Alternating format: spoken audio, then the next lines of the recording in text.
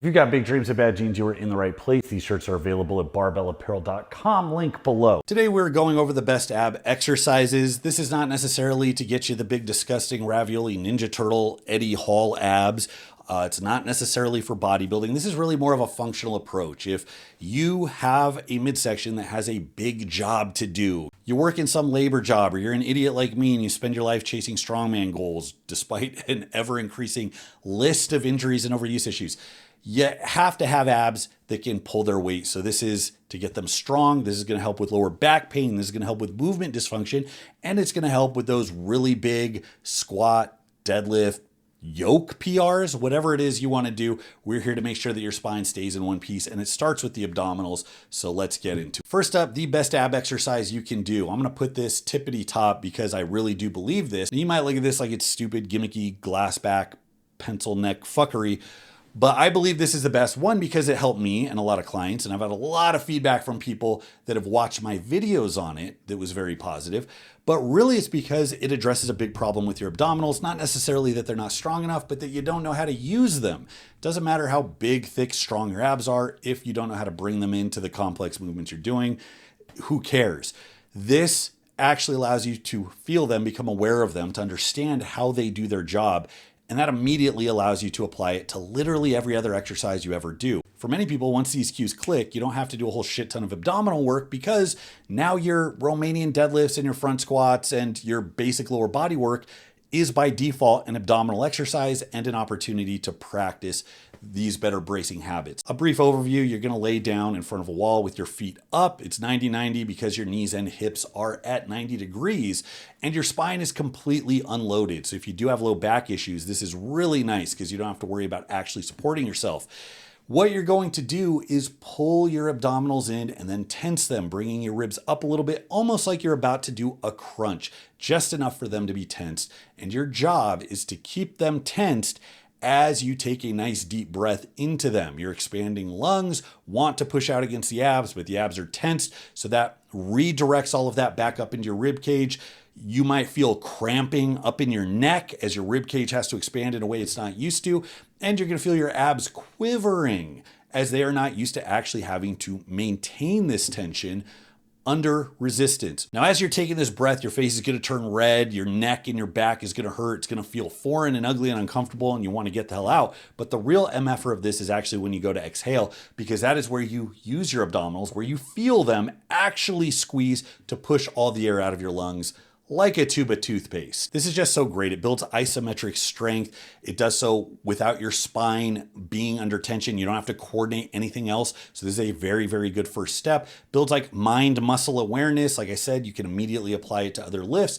And once you get a sense of that, your brace is just never gonna feel the same. And also for how it looks, it is extremely hard. Please believe me when I say if you do this right for like a 5-second count on each breath, your face is gonna be red, you're gonna be sweating. It is hard as hell. It is a workout on its own, and it's something you are justified in doing 3, 4, 5 times a week until it is second nature. Now, the next ab exercise I really like is a Pallof press. This is an example of anti-rotation. There's many anti-rotation movements out there. You don't necessarily have to do this one, but I like it because it's easy to set up and it's a natural evolution of the 90-90 breathing. By strapping a band against a rack and then stepping a few feet away to take tension out and then pressing perpendicular to the line of the band, what you are doing is worsening your leverages. While the band is next to you, you're going to feel it want to twist you around, so you already have to resist that.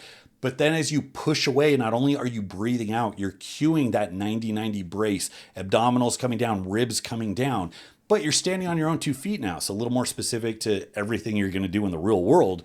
And that ab starts to contract, you're squeezing, squeezing, squeezing. That's when it gets the absolute hardest, because with your arm fully extended, that's where the resistance is now the greatest because the leverage is the worst. So this really helps, again, to conceptualize the brace, because now you have some gentle resistance.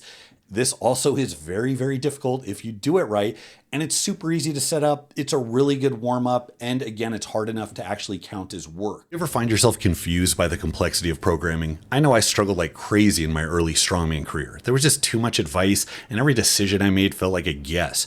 As soon as I hit a snag in any program, I would have no idea what to do, so I would inevitably bail. It took me years of training and coaching to figure out how to predictably increase muscle and strength, both both in myself and others. And those lessons took me to my own showings in World's Strongest Man, America's Strongest Man, and the Arnold in the 231-pound weight class.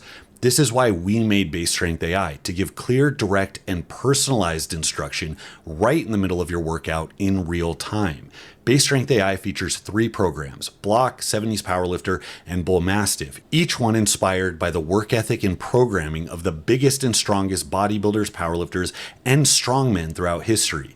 These templates originated in my book Base Strength, and they can be ran as is, but with Base Strength AI, weight and volume are prescribed to you on your specific feedback, and that's personalization that even an online coach can't replicate. This gives you the absolute certainty that every rep is meaningful, that every block of training is getting you closer to your goals.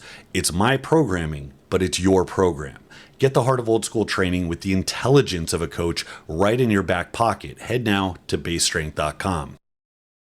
Next up are planks. Now notice we're going in a logical order here. The 90-90 breathing set your posture because you're laying down on the ground, and Ty had a brace around that. The Palloff press exposed you to a little bit of resistance. Now we're taking that posture and we're putting you in a position where the abdominals now have to work to maintain it because you're only on your tippy toes and your forearms. And that's actually easier said than done. Many people that think they can do planks are very surprised once they actually set their spine into a neutral position. They realize they've just been letting their back sag the entire time. When you squeeze your glutes to keep your pelvis under, when you bring your ribs down, and when you establish a nice firm bridge through your midsection, using the 90-90 breathing strategy, you're going to find it is actually very difficult to maintain. You might be shaking, quivering, might be hard to keep your spine from sagging a little bit. As you get better at that and you can hold it more rigid for longer, then you start to add more rounds. Eventually, then you start to load it. And that's when you really have something that can carry over in a big way to your main lifts.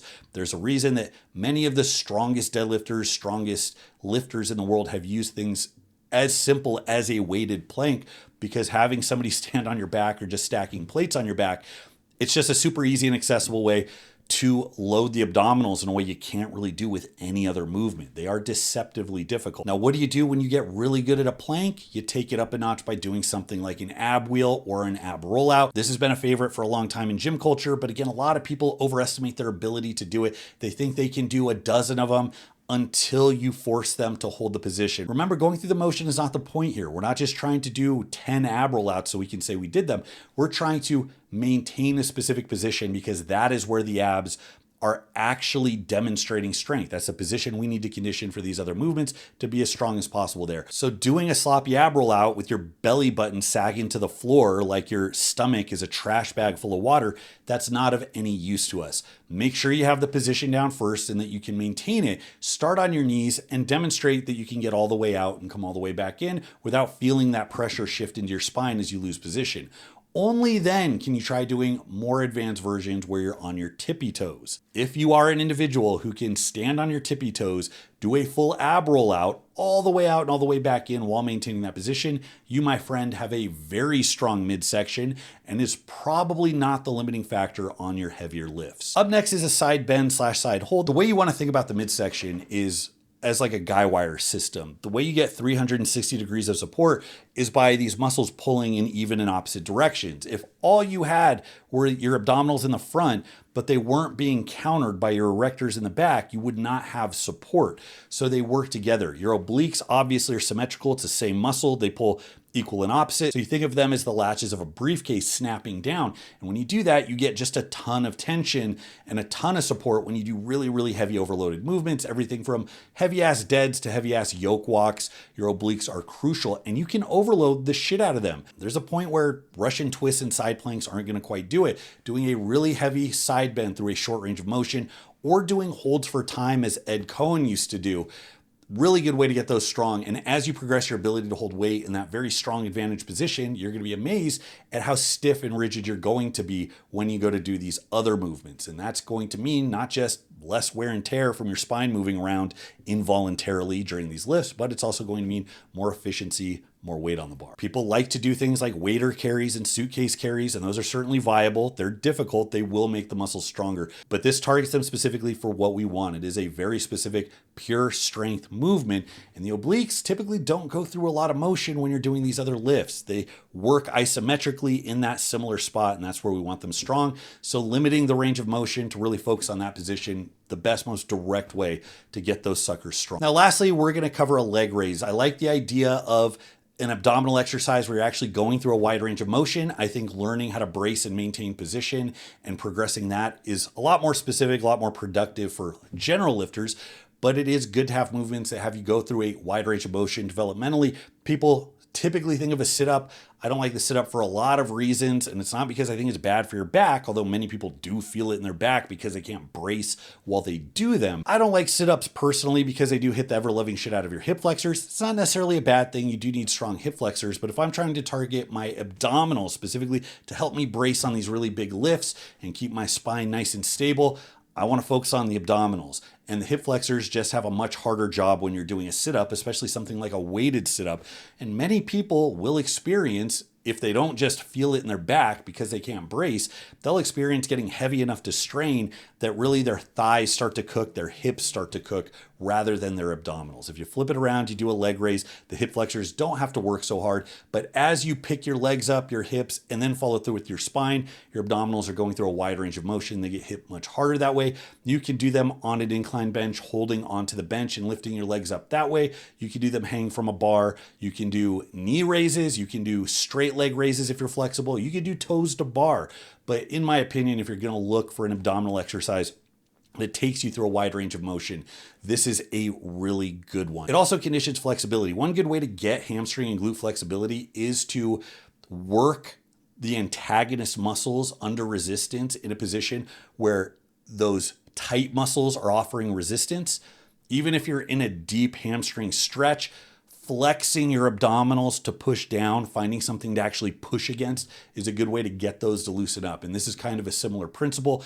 By forcing yourself to go through these positions where your hammies might be tight, it's going to get them to loosen up, and it's going to be in the context of your abdominals being stronger. So it's a bit more functional that way. And that all ties into bracing and back health.